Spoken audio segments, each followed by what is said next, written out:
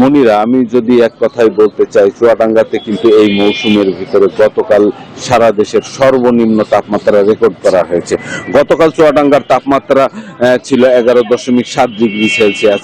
তো এই শীতের যে মৌসুম শুরু হয়েছে, মৌসুম শুরু হওয়ার পর থেকেই কিন্তু চুয়াডাঙ্গাতে ঘন কুয়াশা এবং হিমেল হাওয়া বয়ে চলেছে। এই হিমেল হাওয়ার কারণে কিন্তু কাবু হয়ে যাচ্ছেন দেশের শ্রমজীবী খেটে খাওয়া মানুষ, বিশেষ করে রিক্সা চালক, ভ্যান চালক যারা আছেন, দিনমজুর শ্রেণীর মানুষ যারা আছেন, তারা কিন্তু এক প্রকার দুর্ভোগেই পড়ে আসছেন।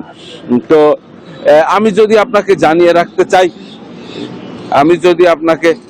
রাখতে চাই যে চুয়াডাঙ্গায় কিন্তু এই শীতের কারণে কিন্তু সাধারণ মানুষ দুর্ভোগে পড়ে গিয়েছে। তারা যেটি বলছেন যে এই তীব্র শীতের কারণে শীতবস্ত্র তারা পাচ্ছেন না। আমি চুয়াডাঙ্গা জেলা প্রশাসনেও কিন্তু যোগাযোগ করেছি। জেলা প্রশাসন যেটি বলছেন, তারা ইতিমধ্যেই বিভিন্ন উপজেলা নির্বাহী অফিসারের মাধ্যমে শীতবস্ত্র বিতরণ করেছেন।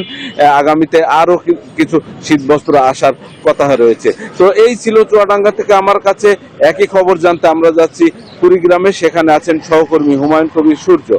সূর্য, আপনি জানাবেন কুড়িগ্রামের কি অবস্থা?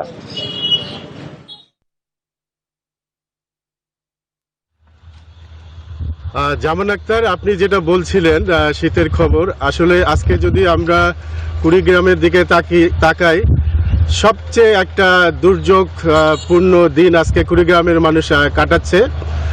সকাল থেকে এখন 9:30 পর্যন্ত এখনো সূর্যের দেখা মেলেনি। তীব্র হিমেল ঠান্ডা হওয়ার কারণে মানুষ রাস্তাঘাটে সেভাবে বেশি দেখা যাচ্ছে না।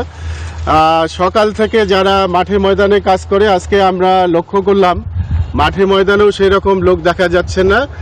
বিশেষ করে কুয়াশার কারণে এখনই সামনে কোনো কিছুই দেখা যাচ্ছে না। এই 9:30টার মধ্যেও হেডলাইট জ্বালিয়ে গাড়ি চলাচল করছে। বিশেষ করে শ্রমজীবী মানুষ, কর্মজীবী মানুষ এবং ছিন্নমূল মানুষ, তাদের জন্য এই হিমেল ঠান্ডা হওয়া খুব কষ্ট তাদের মধ্যে অনুভব হয় এবং স্বাভাবিক কাজকর্ম করতে তারা বিঘ্ন হয়। তো আমরা এই পরিস্থিতিতে আমরা জেলা প্রশাসনের সাথে কথা বলেছি। তারা বলছে আমাদের কাছে যথেষ্ট শীতবস্ত্র মজুদ আছে, আমরা চাইলেই দিতে পারবো।